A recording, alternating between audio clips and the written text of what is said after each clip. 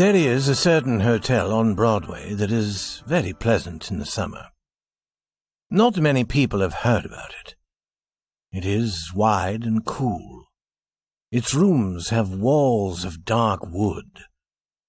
There are green trees around it and soft winds. It has all the pleasures of mountain living and none of the pains. You will eat better fish there than you could catch for yourself in the streams and hills.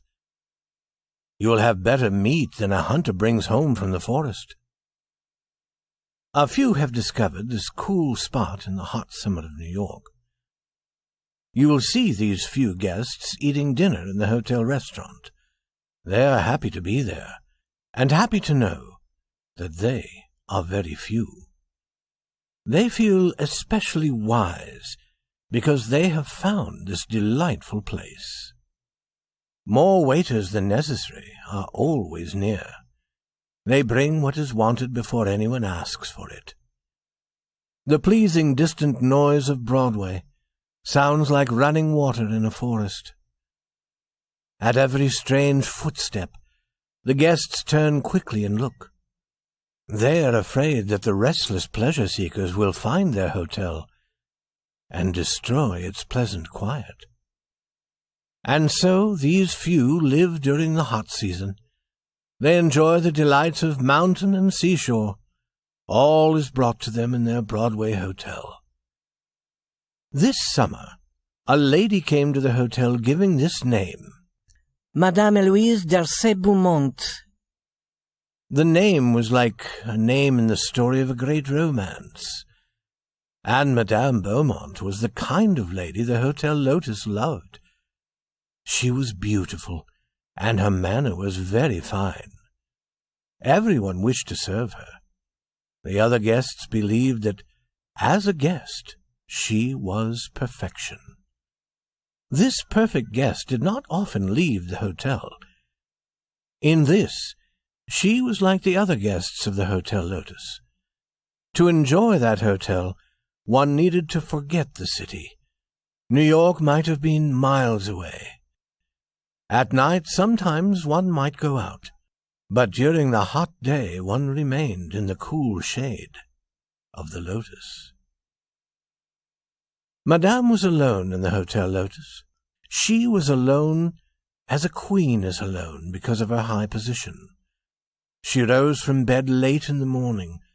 She was then a sweet, soft person who seemed to shine quietly. But at dinner she was different. She would wear a beautiful dress.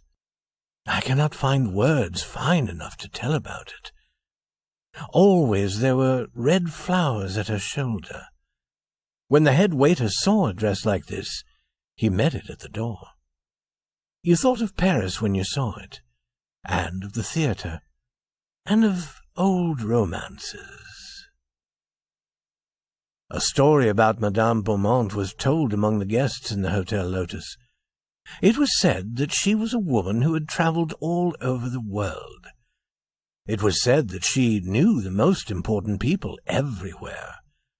It was said that in her white hands she held the future of certain nations. It was no surprise, they said, that such a lady should choose the Hotel Lotus. It was the most desirable and the most restful place in America during the heat of summer. On the third day of Madame Beaumont's stay in the hotel, a young man entered as a guest. His clothes were quiet, but good. His face was pleasant. His expression was that of a man who had travelled and could understand the world. He said that he would remain 3 or 4 days. He asked about the sailing of certain ships. He seemed to like this hotel the best of all he had known. The young man put his name down on the list of hotel guests. Harold Farrington. It was a name with a fine sound, and the young man belonged perfectly in the quiet life of the Lotus. In one day he became like all the other guests. Like them, he had his table and his waiter. He also had the same fear that the wrong people might suddenly discover this hotel and destroy its peace. After dinner on the next day, Madame Beaumont dropped something as she passed Harold Farrington's table. He picked it up and, following her, returned it.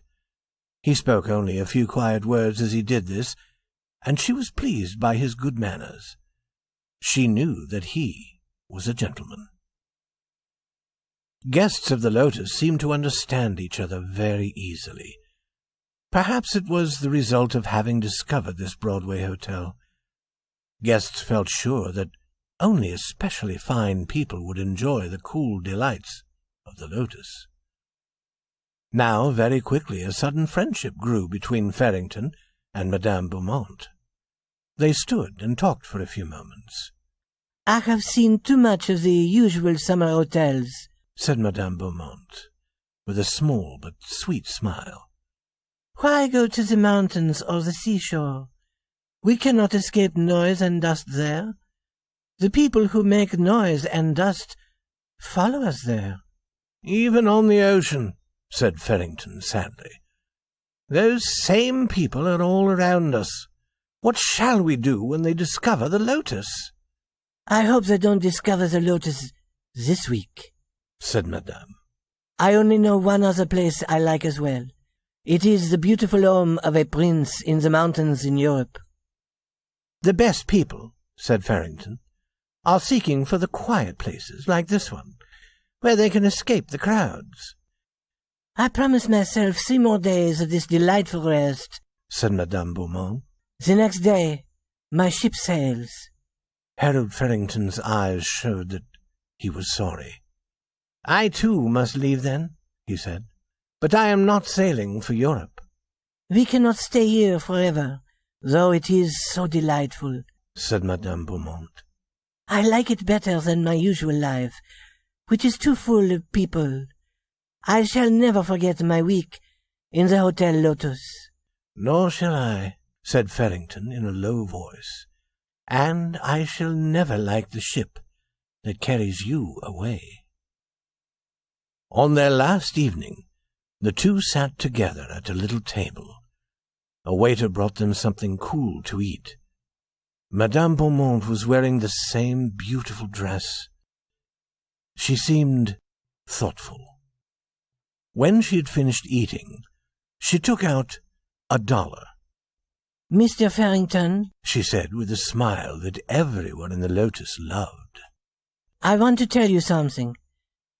I am going to leave early tomorrow morning because I must go back to work.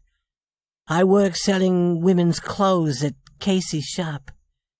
That $1 is all the money I have. I won't have any more till I get paid at the end of the week. You're a real gentleman and you've been good to me. I wanted to tell you before I went. For a year I've been planning to come here. Each week I put aside a little of my pay so I would have enough money. I wanted to live 1 week like a rich lady. I wanted to get up in the morning when I wished. I wanted to be served by waiters. I wanted to have the best of everything. Now I've done it. And I've been happier than I ever was before. And now I'm going back to work. I wanted to tell you about it, Mr. Farrington, because I thought you liked me, and I liked you. This week I've told you many things that weren't true.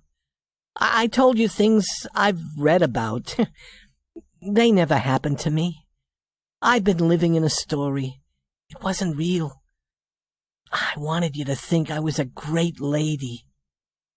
This dress I'm wearing, it's the only pretty dress I own. I haven't paid for it yet. I'm paying for it a little at a time. The price was $75. It was made for me at O'Dowd and Levinsky's shop. I paid $10 first, and now I have to pay $1 a week until it's all paid. And that's all I have to say, Mr. Farrington, except that my name is Mamie Siviter, and not Madame Beaumont. Thank you for listening to me. This $1 is the $1 I'm going to pay for my dress tomorrow. And now, I'll go up to my room. As Harold Farrington listened, His face had not changed. When she had finished, he took out a small book and began to write in it. Then he pulled out the small page with his writing on it and gave it to her, and he took the dollar from her hand. "I go to work, too, tomorrow morning," he said, "and I decided to begin now. That paper says you've paid your dollar for this week. I've been working for O'Dowd and Levinsky for 3 years. Strange, isn't it? We both had the same idea. I always wanted to stay at a good hotel. I get $20 a week. Like you, I put aside a little money at a time until I had enough. Listen, Mamie, will you go to the pleasure park on Coney Island with me on payday?" The girl who had been Madame Eloise Darcy-Beaumont smiled. "I'd love to go, Mr. Farrington. Coney will be all right. Although, we did live with rich people for a week." They could hear the night noises of the hot city. Inside the Hotel Lotus, it was cool. The waiter stood near, ready to get anything they asked for. Madame Beaumont started up to her room for the last time. And he said, "Forget that Harold Farrington, will you? McManus is the name. James McManus. Some call me Jimmy." "Good night, Jimmy," said Madame.